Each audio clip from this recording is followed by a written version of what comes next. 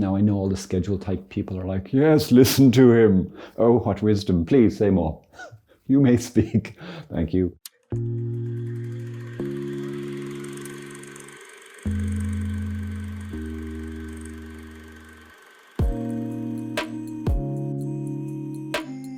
How on earth can we stop putting off prayer? You're probably one of those people, aren't you?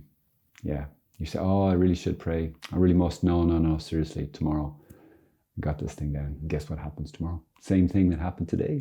You forget, or you put it off. You think, no, I'll do it tonight. No, I'll do it after this thing. I'll do it after that. And it just keeps getting put off. And then you find another day goes by and you never really prayed. You never really talked to God.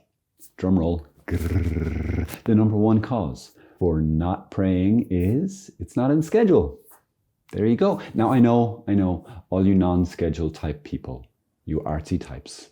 I don't know if you're an artsy type, but if you don't like scheduling things in your life, you probably just groaned. Like, no, there must be another way.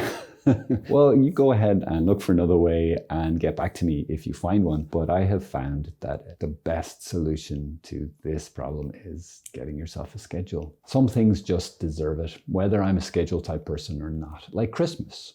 Yes, Christmas is scheduled. It's in everybody's calendar, at least if you're in the kind of Christian Western world. Everyone knows, it's December 25th. I mean, of course I'm not going to work. Of course I'm not doing anything. I'm at home eating Easter eggs.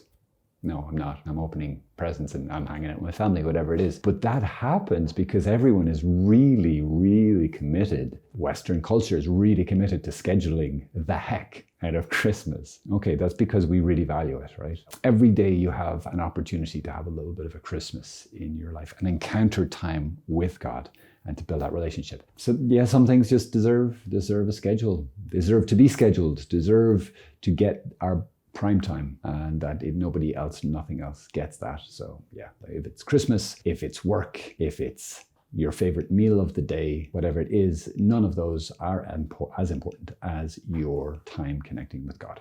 Now, there's many different things in terms of your relationship with God and your timing, and like there's lots of different things. Like you could say weekly mass, that deserves a scheduling, or confession, maybe an annual retreat, things like this. These are all part of our relationship with God, our prayer life. But what I really want to focus on is your daily prayer. By daily prayer, I don't mean the prayers you say on the fly. I mean dedicated, sit down time with God, where there's no other distractions. Everything else is put aside. And I would say that having a schedule applies to everybody, even if you're not really a schedule type person. Now I know all the schedule type people are like, yes, listen to him. Oh, what wisdom. Please say more. You may speak. Thank you. But it is kind of true, and I'm sorry for all you non-schedulers. It doesn't tend to happen so much otherwise, especially because we're not scheduled, or maybe a bit more spontaneous. But spontaneous with this, especially as you're trying to get a habit of it, usually means it doesn't happen. Really, really recommend we go with the schedule. At least give it a go. How much time should we schedule? I would start with about 15 minutes. You could do 20 minutes if you like. You could do 10 minutes if you're terrified of the thought of 15 minutes of prayer. But give it, something small. Anybody can do 15, 20 minutes, right? So start there and then be consistent with it. I used to play guitar, and I still play guitar, but I used to study it, and I was supposed to practice. At one point I was supposed to do like hours every day, and guess what happened? I didn't do hours every day. Usually I would not do anything all week until my lesson was coming up, and then the night before I would splurge, do 2-3 hours, which turns out is a total waste of time. You just don't learn, you don't grow. And my guitar teacher knew it, and he would call me out on it all the time. Very embarrassing. Much better if I had just done a little bit consistently. And when I finally got that kind of breakthrough and realized that, I was like, oh, it was much more pleasurable. I got in a habit of it. I loved doing it. It became kind of like my break time every day. And that's actually what's happened with prayer as well. I used to find this so hard, guys, to do prayer consistently. And I used to kind of have this horrible, guilty feeling. It's like, oh, I'm really sorry, God. Because I wanted to grow in relationship, but I couldn't because I wasn't connecting with him. And then finally, I got this grace to just say, okay, I'm just going to give 15 minutes every day. And I did it in the morning. I would get up 15 minutes early, so I wasn't trying to squish more into my day than I had time for. I'd get up 15 minutes early, no matter how late up I was. It's like, no, I can stay up late if I like, but I've made this commitment to God and I'm keeping it. So I'd get up 15 minutes early, even if I was staying somewhere else, not in my house. And I'd get myself a little place and I'd have a little ritual of this is how I pray. Just 15 minutes, boom, done.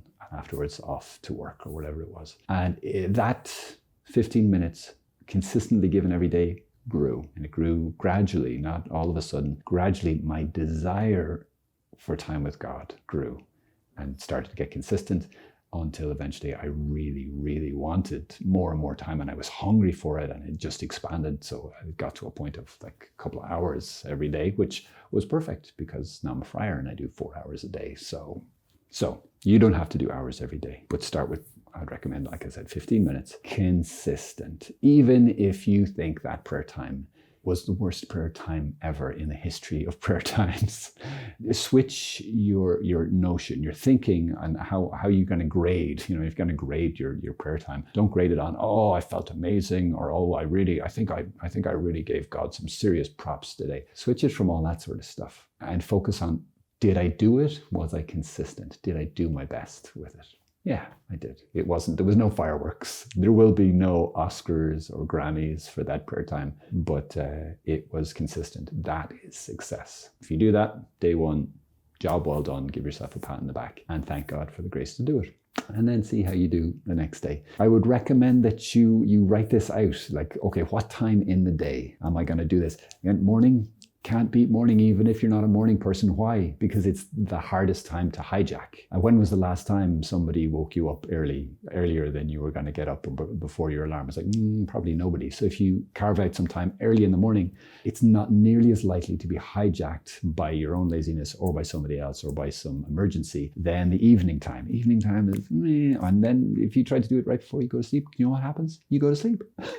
You know it, and I know it. So stop kidding yourself. Morning time is much, much better. If you need to do some exercise before or drink piles of tea or coffee, great. Whatever helps you to be in that moment, awake, alive, conscious, so you can engage with God and that He can more effectively engage with you. There you go. So just sit yourself down, get yourself a piece of paper or get out your phone and figure out what time in the day you're going to do this, what time in the morning you're going to do this, hint, hint, wink, wink, nudge, nudge, and how long you're going to do it.